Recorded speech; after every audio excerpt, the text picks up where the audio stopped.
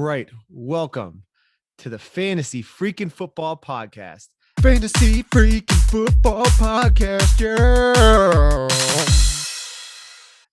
Episode 2. We got Julian right here. Who else? You got Brandon and JJ Dynamite. All right. This week's topics are going to be off-season moves. What's going on? How are people bouncing back from injury, new faces and new places? How does that affect your fantasy team? We're going to start off with two superstars of yesteryear looking for new homes. Are we going to see Todd Gurley and or Le'Veon Bell end up anywhere? James, give me your thoughts. So here's my thoughts. I feel as if Gurley, probably not. I don't know that anybody's going to take a chance on his degenerative hips, but Le'Veon, I think Le'Veon still has 1 or 2 good years left in him. And I also think if you put him with somebody like a Derrick Henry to give Derrick Henry a blow, maybe use him out of the backfield, he's still got hands. I just think he was in an awkward system in New York. And I think if given the right system, I think Le'Veon still got a couple of years left. What do you think? Brandon, what are your thoughts? Yeah, I don't know. I'm actually higher on Todd Gurley than I am on Le'Veon. I feel like Le'Veon hot take. Was a lot more suited for the Pittsburgh offense, and there's not many offenses that are operating like the Pittsburgh offense. So I really think there are a lot of teams that can use Gurley's services. In my opinion, you got Chicago, you got Buffalo, you got even Detroit. I mean, with as many backs as they have, like they have a nice back rotation to where there's some team in the league that can definitely benefit from Todd Gurley's services. I feel like clearly over Le'Veon Bell, because I don't necessarily at this particular point see Le'Veon as a bell cow. I think they both can spell and give some kind of support to a starting back. But I would, if I had to pick a back fantasy value wise, I would definitely take Todd Gurley over Le'Veon Bell. All right, I would disagree with that, Brandon, simply because I don't see us seeing Todd Gurley in a dominant role this season. I just don't see it. But Le'Veon is looking good, and he showed in KC last year. He still got it. He got these opportunities. I thought that the Jets offense is consistently bad. I think he had good opportunities there. KC, he was there he already had the rookie sensation there last year. He came in halfway through the season. I don't think he really knew the system. Yeah. So that was a tough position to be in. But I 100% can see him still being a bell cow, like James was saying, for a good 2 years. I think he's got 2 good years at least on him.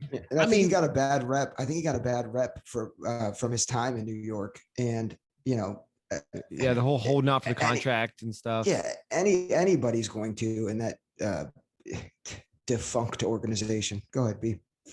No, I was gonna say I still feel like Todd Gurley got a bad rap, man. Like, I mean, he when healthy, I still feel like Todd Gurley is a back that you can ride with as a at least a flex option. But I feel he's like got no hips. I feel like, I mean, and I mean, that's the key word though, James, if healthy. So what I'm saying is if Todd Gurley is healthy, right? I feel like the Atlanta offense was still just atrocious last year, man, with the Julio Jones injuries. Like, I mean, they were rotor injuries that was just a bad team period. So Todd Gurley truly didn't get to show his running back value in Atlanta because they were always trailing in games. They were always playing from behind. Like, I mean, that offense, offense and that team was just bad. Hey, B Diddy. Todd Gurley and healthy is an oxymoron. Yeah. So saying if Todd Gurley's healthy, I feel like that's saying, well, if Peyton Manning can be 20 years younger, you should draft him this year. The guy's just, he's not there anymore physically. Now, if he were, he's an RB1.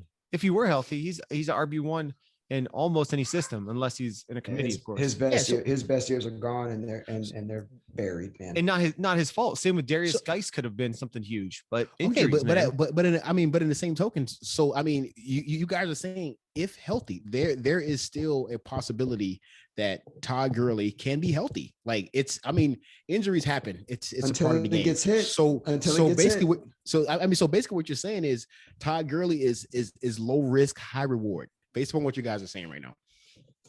No, that's not what I'm saying. I'm saying he's high risk, low reward. No, because he's going to sign reward. for a very minimal contract. It's not going to be anything big based upon his production in Atlanta and his injury history. So some team's going to sign him for a couple bottle caps and some shoestrings. Like that's what they're going to sign him for. So you're going to be able to get a guy that you guys just admitted, if healthy, he will be a perennial back.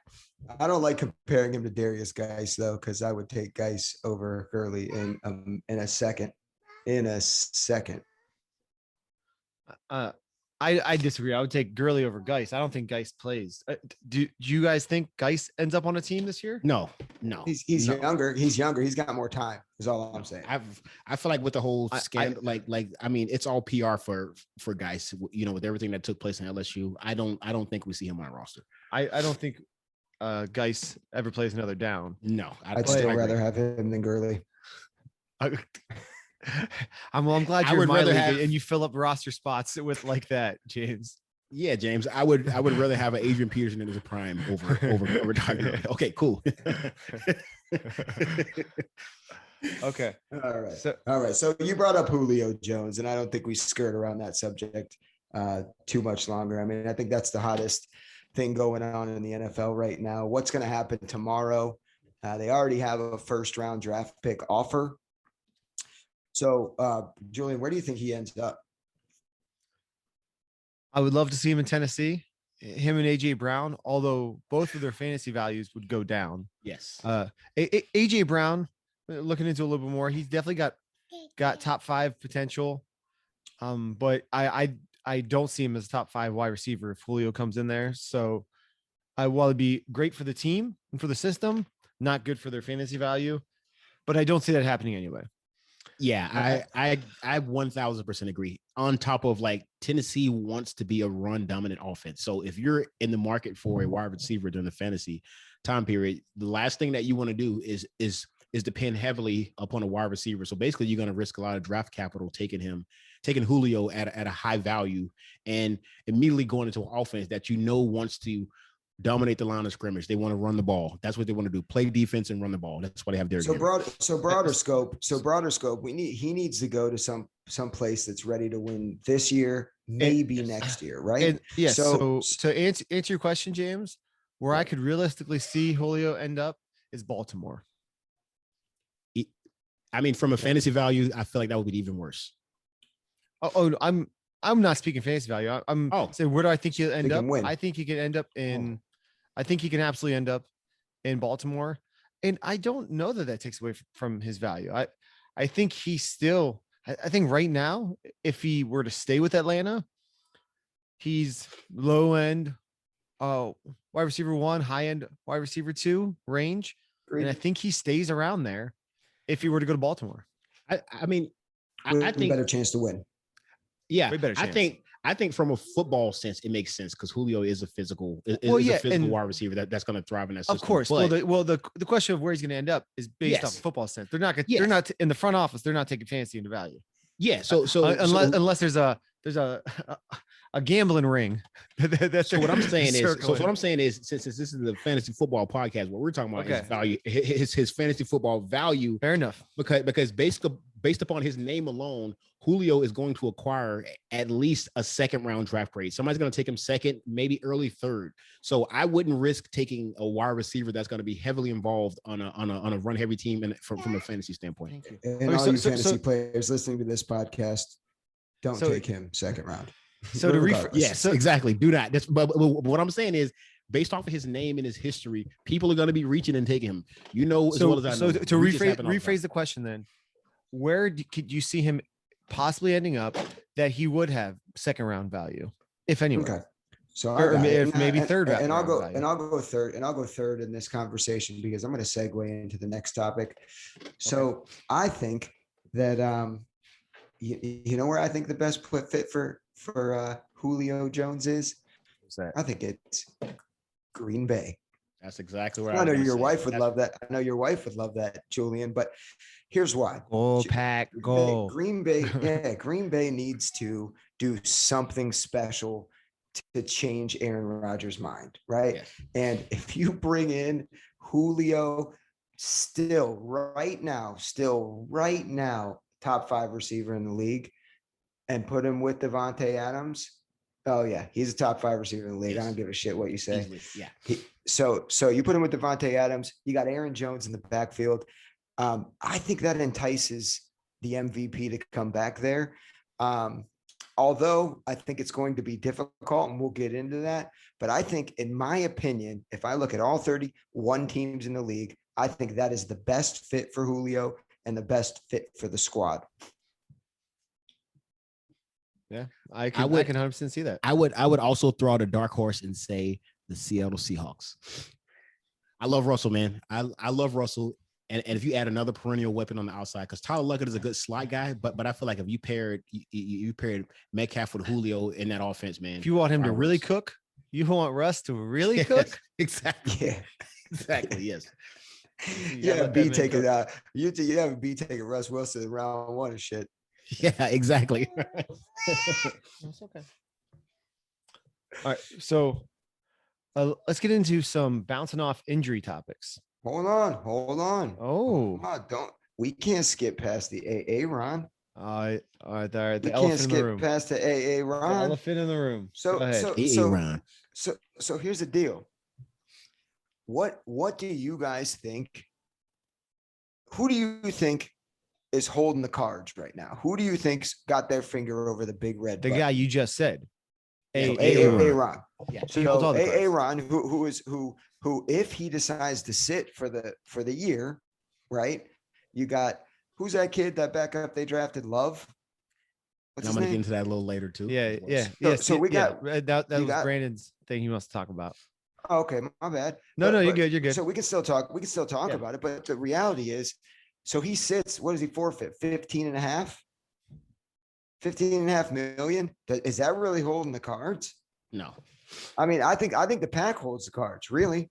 And I think the pack can do something that would entice him to come back. And the reality is, the best fit for Aaron Rodgers right now isn't a West Coast team. It's the pack. Okay. Yeah. So since we're discussing fantasy value in a sense, right now, let's just say fantasy hypothetically, let's just talk hypothetically right now, right? Going into the season, let's just say our drafts are next week. Aaron Rodgers is deciding that he's going to hold out, and holdouts happen all the time. So you don't really know whether somebody's going to actually hold out or not. What are you going to be one of the people to take Aaron Rodgers and stash him in hopes that he plays, or just stay away from him altogether? And that's a tough question. You say taking him, but taking him where? 12th round. No, but what I'm saying is, even if you decide Aaron Rodgers had to say, I'm going to hold out, right? Do you still take him in like the last round, second to the last round when you're picking your kicker, right? I wouldn't, because he wouldn't be available second to last round. Somebody else would take him way before that. No doubt. I mean, really think so. If you get to round 11 in a 15-round draft, somebody's taking him. I would take him at that point. My whole starting lineup is, and now I'm building my bench. Yeah, I'll take him. Yeah, I'll take AA Ron right in the pine all day. And see, for me, like, I personally wouldn't, just because I don't see Aaron Rodgers playing for the Green Bay Packers anymore. That's my hot take for today. So I don't either. So that's what I'm saying. Like, and the I draft absolutely is do. too deep. I 100% think that he sticks around. When you you're should. See, I personally believe that he's not going to play another snap. So I'm not going to waste a draft pick on him, whether it's the 15th round. I'm not going to waste a draft pick on Aaron Rodgers, because in my heart, I don't feel like he's going to play another down. So if you go into your draft believing that, and you've got Devonta Adams end of round 2, you're just gonna let him slide? You're not gonna take him? Then you see him round 4. Devonta Adams still available. So what do you think about Love? P, you want to talk about it? Let's talk about it. Oh, wait, let's get to that next. Let's get to that next. You have Devonta Adams end of the 3rd round. You're not going to take him? But see, for me, any situation that has a shaky QB dynamic, like, for me personally, that's how I operate. I work off of the known, not the unknown. It's too much. It would be too much unknown flowing for me to even take a risk or flyer on Devonta Adams. Now, if we got to the 5th or 6th round, I just wouldn't. I'd take Devonta Adams. My 11-year-old daughter was thrown to him. Okay. Again, And I mean, that's hey, if you guys ever get lucky enough to have James in your league, go for it. yes, I'm telling you put, right put now. money on the line. All I'm saying, because is this: because I'm telling you right now, play nobody who can't throw the ball, and as long as they throw it up, he's coming down with it. But my point is, there are very few select wide receivers in the history of the NFL that no matter who the quarterback is, still succeed. First one comes to mind is Hopkins. Easy day, right? Like, but there's not many of those guys. A lot of the successful wide receivers have thrived off of successful quarterbacks. So I don't feel like Devonta Adams is that. What do you think about Love? What do you think about Love? Let's go. Bring it up, Brandon. Let's talk about Love, because you know what? It's all you need too, right? Yeah. So basically, my segment and what I wanted to my segment as far as Love, I wanted to do a over under segment, and I wanted to throw out a couple starting quarterbacks. So we're going to put the mark at 9.5 games, right? And I'll just say, we'll talk about, Jordan Love as well, because he's a quarterback. Obviously, that's in a huge thing to decide whether he's going to start, because personally, I don't think so. So I'm kind of like pitching you an idea of who I'm going to take, over 9.5. So I don't think Aaron Rodgers is going to play again. But I want to ask you guys, over under, which quarterbacks do you think are going to start the most games at 9.5? So we're going to go over under. The first quarterback is going to be Jordan Love. Under. Put him at 0. Under. You put him at 0. Wow. Under. So you put him at under. So James, so you can't. So you're backwashing. You just told me that you didn't think that Aaron Rodgers was going to play another down, but you're still putting Jordan Love under. Yeah. So who's going to start over? Who do you got in your head starting games for Green Bay? Yeah, you're right. I did backtrack. Did I say that? Did I say that? All right, good catch. If you guys get the opportunity to be in the edit- league with you should edit James, that definitely out. go Edit for that it. shit out. I was like, James, you're killing me, baby. You're killing me. No, If you get to have James in your league, make sure it's a big money Hey, league. listen, I think there's a better chance. I think there's a better chance of Aaron coming back than Jordan Love starting 9.5 games. So under. Okay. I mean, like, once again, that Jordan Love dynamic I feel like is very important to discuss, because I mean, we don't really know how well he's developing. We don't really know what they see, because last year he wasn't even good enough to make the backup. You know what I mean? He was a third string quarterback last year. So we don't know how well he actually progressed in the offseason or whatever the case. So he wasn't even good enough to beat out the backup last year. MVP. Yes. And that MVP is going to be somewhere else. All right. A Peyton Manning or Tom Brady. So we okay. Who else you got? Who else you got? Over under. Okay. We got over under 9.5. We got Mac Jones. Under. And hey, B, as much as I talk shit about you last week, talking smack about Cam, under. I just saw them both at practice or at OTAs. And did you see Mac standing next to Cam, dude? like just sheer stature alone, you can't start Mac Jones, dude. Like, he looks like a turd. He's not seriously ready. No, but he's if Bill Belichick will not succumb to media pressure, I don't care what both of you say, he won't. So anyone listening can and put the stamp on that. He will not succumb to media pressure. And even if Cam throws 3 picks in one game, he's still going to start the next game. I am definitely going to go the under, because my breakout player of the year was definitely Cam Newton in our first segment. So I'm going to ride that to the wheels fall off. I remember you said that, and I put the over the 9.5 for Cam, meaning it can't be. So I can't have it both ways. I think Cam, Agreed. unless he gets crazy COVID again, he is going to start the majority of the season. Was he on your list, B? Was Cam on your list? Who? Cam? No. I just want to talk about Mac Jones. I mean, I already figured that Cam was going to start the whole season based upon me expecting that. So I went, because I've been hearing rumblings as far as Mac Jones possibly starting, which I don't think. So I just wanted to see what you guys thought about it. No, don't think so. Yeah. So the next quarterback I'm going to go with, Trey Lance. So obviously the highly drafted rookie out of North Dakota State came in. They took him third. Jimmy G's coming back off the big injury. So I still think Jimmy G is the starter. So I'm going to go under 9.5. What do you guys think? So Jimmy G was somebody I wanted to get into. No doubt They are talking about him starting in San Fran. He will start in San Fran. Who? I'd put money on he starts game 1. Who? Okay, so let's just. You saying Trey Lance or Jimmy G? Trey Lance. Okay, I said over. The question was okay. not over 9.5. Trey Lance starts all 17 games this year. Wow. Over the vet. Yes, sir. I Sir. have Jimmy G starting week 1, and we'll see what happens from there. I'm taking the under on this though, Brandon. Taking the under. I think Jimmy G starts over 9.5 games, meaning Trey Lance. And Trey Lance may finish the season out. I'm not sure. But I think Trey Lance, so let's just say the guy.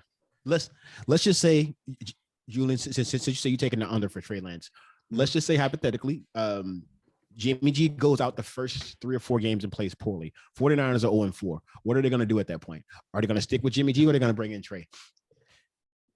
Probably going to end up going 0-5, sticking with Jimmy G. Makes sense. All right. My last quarterback, and I'll wrap it up, and I'll let you guys take the other segment. Trevor Lawrence. 17 games. Oh, you think 17? Yeah. You don't think barring any injuries, you don't think barring any crazy, if he gets hurt, of course. I mean, anything I predict, anything I say, anything anybody says about if injury comes into play, then obviously we can't predict injury. You just can't unless somebody's injury prone. Like when like you a Todd ask these Gurley. questions, now if it's Todd Gurley over under, I'm going negative under. So but the Trevor Lawrence is not only the anticipated starter, they used the number 1 draft pick on him, same as Baker in Cleveland. You know what I mean? Like, you don't draft a quarterback 1 overall and not plan on starting him. You just don't do that. So yeah, Trevor but Lawrence I feel like that's a bad comparison because Baker didn't start week 1. No. And yeah, and what then an idiot. Justin Herbert got drafted pretty high too. And if it wasn't for the acupuncture person not damaging Tyrod Taylor's lungs by puncturing it, we probably wouldn't see the Justin Herbert that we saw last year either, because Tyrod Taylor would probably still be playing. That's fair. So let's segue into we're talking Trevor Lawrence, but there's a new QB in town. I just can we take a moment so I can do one of these? Because it's back, baby. Yeah. The Tebow is back. Tebow time, baby. And we must discuss this because what is his fantasy value? Because I assure you he will show up as a tight end and a QB. So talk about the ultimate flex play. Taysom Hill, baby. Taysom Hill. So ready for this? He is not close to the player that Taysom Hill is. So let's not talk about that. No comparison to him. So stop. Number 1. Number 2, he is a waiver wire player. And I'll be honest with you guys. I'm taking bets that he don't even make the roster. So on Urban Meyer's squad, 100%. So here's my thought. Now here's my thought on Tim Tebow real quick. And you guys can talk amongst yourselves. Urban Meyer loves Tim Tebow, like literally loves him. They might be boyfriends. So at the end of the day, he realizes what he could bring to a locker room, right? And that's why he's there. At the end of the day, Tim Tebow is a master motivator. And it's not because he intends to do that. It's just because of who he is, right? Hard work, dedication. And he's not good enough to make the roster, to be honest with you. He may make it, but I doubt he does. But even if he doesn't, he still stays within the organization in some capacity. But that's all I got for Tim Tebow. He has 0 fantasy value. And if you draft him, I'd like to be in your league. I feel like fantasy value, I 100% agree, 0. But from a football aspect, I'm going to take a page out of the great Bill Belichick's playbook here. So just to kind of give you a different perspective of how I'm viewing it. So I feel like, with practicing throughout the week, preparation, all right, it's tight every week. So let's just say Urban Meyer has no intentions on using Tim Tebow as a quarterback, right? Or a tight end. Or let's just say he puts together a package once a game. That's still going to take preparation from another teams to actually focus on something's offense, because teams are not going to come into an NFL game and not be prepared for everything, right? So let's just say you decide, hey, Urban Meyer's going to give Tim Tebow a goal line snap where he's going to do some silly little jump pass. A team is going to have to take reps away to actually think about that and practice against that. That's how the NFL works. Whatever kind of edge, whatever kind of advantage you can get against the team, that's how you're going to use. So I think something like that, them playing Tebow in that kind of role, like even if they don't even plan on using him, just having the team to take away from preparation time, that's a big enough reason for him to just stay on the roster every single week. So teams actually have to game plan for that. Okay. So I don't want to beat the dead horse. I essentially agree with everything Brandon said. Fantasy value, not much, if any. Not somebody I'll put on the roster, but in the culture and just to get in the mind of the opposing defense, thinking, man, he may get some rushes in the red zone if they're on the 3 or the 4, and from quarterback direct snaps to him. I think that gets in the mind of defensive coordinators. There's something they have to prepare for. Therefore, I can see him making the value, especially with him being Urban's boy and how much they love him in Florida, Jacksonville to be specific.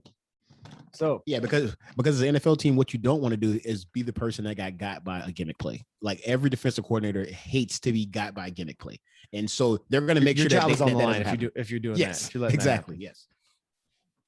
All right, so let's do a little coming off injury talk, and then we'll round it out with new faces and new places.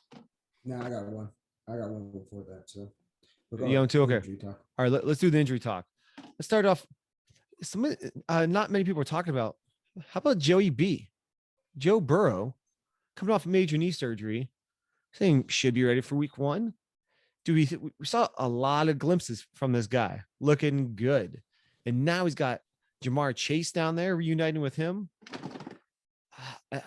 Do we think he's going to bounce back and be just as good, better, worse? What are our thoughts?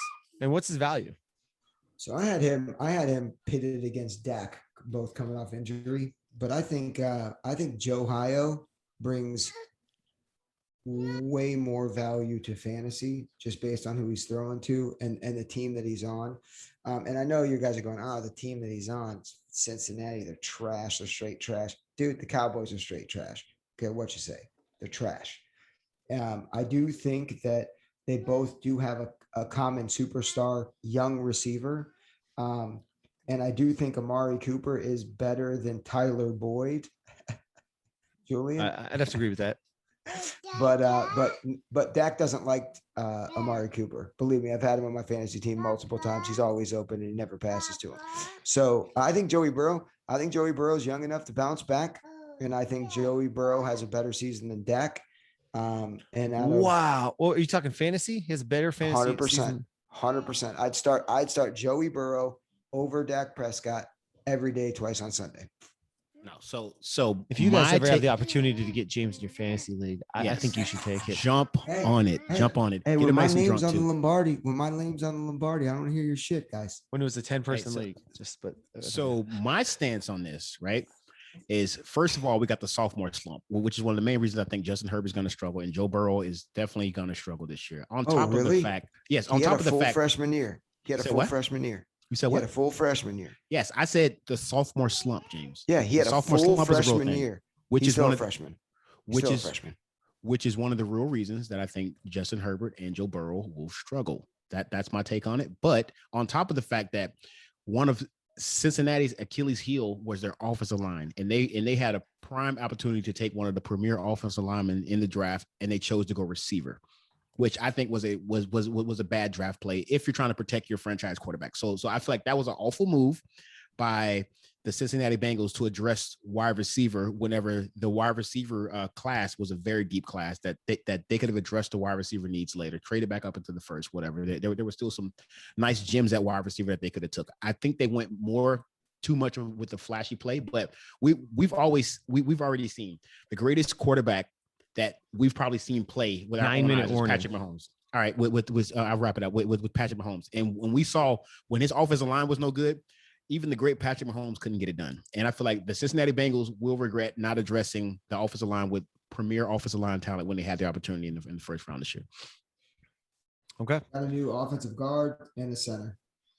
So yeah, but I think Joey B is going to have a good season. I'm a fan of his. Ohio kid, like him a lot. Definitely not going to have as good a season as the next guy I want to get to coming off injury, though. And when I say good season, let me say I think he's a high end quarterback too, which means daily he'll have some value, but not worth starting weekly in a typical 12-person league. Cool. And a guy that will be worth starting this season coming off injury, Dak Prescott. Yes, Dak will easily be a QB 5 or 6. I feel like that's his floor just because of how it's Jerry's land, man. They want to hurl the ball around because with the decline of Zeke, Dak is definitely going to be a go-to starting quarterback. Yeah, I would say his floor is QB 9 is his floor, and his ceiling is QB 1. He's not even. We're a not bona even fide. 100%. He's ready for week 1 though. We're not 100% yet. If there's such thing as a QB 1 to go through, Patrick Mahomes, Lamar, Dak, these are guys, they're going to finish as a QB 1. See. Yeah. We'll see. And that's the thing I feel like people confuse about the stats. Like, we're not talking about winning football games here. We're talking about fantasy points and racking up fantasy points. That's why Lamar Jackson, Patrick Mahomes are fantasy monsters. And I feel like Dak Prescott and Russell Wilson are in that pantheon of quarterbacks. Yes. Yep. You did Russell Wilson too. Russell Wilson. All right, real quick, guys, before we get into Julian's last topic, who do you guys think are the top 3 receivers in the league? Real quick. Are we talking fantasy value? Top 3. Fantasy value. Not even fantasy value, just top 3. Okay, so I got to go Tyreek. I believe Aaron is sticking around, so Devonta Adams. Okay.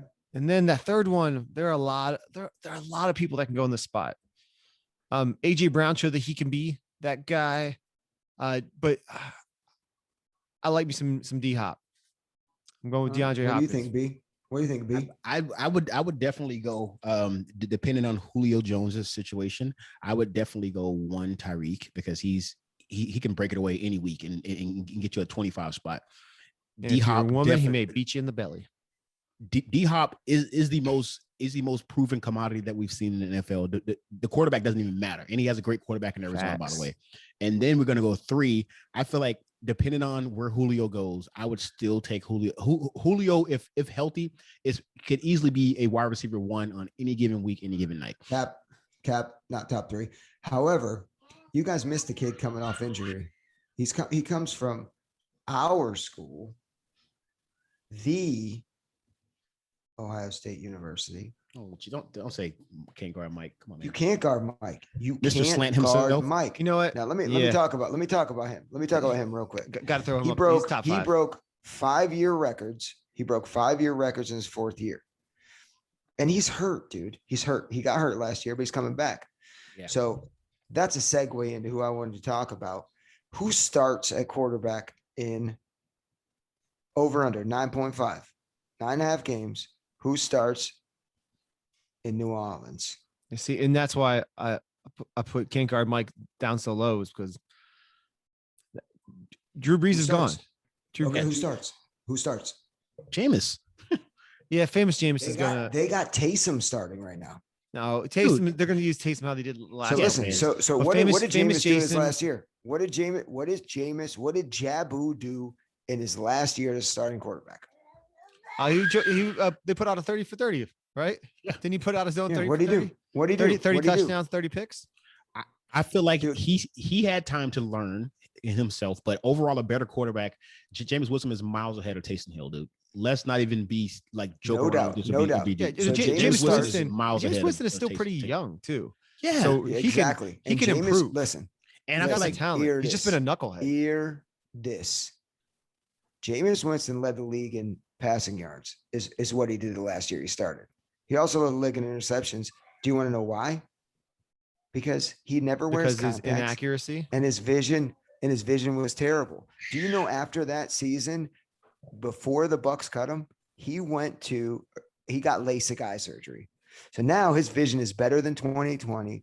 So real quick, rewind from last week. Sleeper, Jameis Winston. Yes. Get off me. Yeah, I could see that. I mean, he's got the weapons. Can't guard Mike is the top 5 wide receiver. Kamara can catch anything. What? Yeah. And I mean, I feel like I still feel like Jameis won't be drafted, but he would definitely be one of those players that somebody's going to snag off the waiver wire. Week one's going to happen. I take him before everybody's going to Aaron Rodgers. overreact. Somebody's going to snatch him. Take him before Aaron Rodgers. See, well, if once again, if you have the opportunity to get James in your league, get off me. You need to get him in there. Get off me. Hey, James, you need to drop your email so people can start adding you to the league. Yeah. So I put can't guard Mike in top 5 wide receivers. Absolutely. And any day he can be the number 1 wide receiver. And Jameis is throwing to him. Jameis is going to be checking down to Alvin Kamara. Jameis is going to be throwing around. And I think Jameis, he could be bounce back player of the year this year. And Jameis and Sean Payton both like to go downfield, man. I just think can't guard Mike is a possession type of guy, man, to where that doesn't truly mesh with his identity as a player. That's why Drew Brees' arm was fizzled out, man. That's why they bring Taysom Hill in to throw a bomb every now and then, because Drew Brees didn't have it. That's why I feel like he meshed so much better with Michael Thomas than I feel like Jameis is going to. Dude, before Godwin went down. We got 2 minutes. 2 minutes. We'll move to the final topic. The blockbuster trade. When you see 2 quarterbacks in new places, new faces, new places, Jared Goff with the Lions or Matt Stafford with the Rams. This is a no-brainer, man. Brandon, go. Easy no-brainer. Give me 30 seconds. Give me 30 seconds on it. Matthew Stafford, and that is my 30 seconds. I yield my time. I'm gonna give you the same amount of seconds. Matt Stafford, it ain't even close. Detroit is the worst organization in the NFL. So where's Stafford? Is Stafford a QB1? I'm going to go out on a limb and say I'll do top 12. Yeah, easily. Yeah. Yes. So QB1 means top 12. And that you think he's yes. Yeah. I disagree. I think neither one of them end up as QB1. If I have to pick one, I'm picking Stafford over, but there are way too many good options. I mean, Trevor Lawrence is, I think, going to finish a QB1, and you can't have everybody finish a QB1. So I do not believe in either of those situations. Stafford, I think he's kind of old and busted. Goff has a terrible team, and I just don't believe that anything they're doing there is going to help him. But I mean, you still have a genius play caller in Sean McVay, so you can't discount that. I know. I think Stafford eats in LA, dude. Yeah, I think so too. I disagree. I think he's gonna put up decent numbers. But he's gonna have a bunch of picks too. All right, give me 10 seconds. Final thoughts. James, go. Chris Godwin and Mike Evans were top 3 receivers in the league before Godwin went down. Jameis is a QB1. Okay, Brandon, go. My nice little tidbits sneaky pick here is watch out for Mr. Sammy Darnold down in Carolina.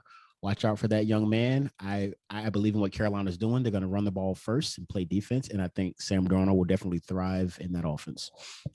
All right, my final thought is a new face in a new place. Marvin Jones with the Jaguars will finish as a wide receiver 1. So, worst take of the 3. Marvin Jones. All right, so hey, there it is. Tune in next week. We'll have our rookie rankings, where we think all the rookies do and how they finish. This has been the Fantasy Freaking Football Podcast. Fantasy Freaking Football Podcast, yeah.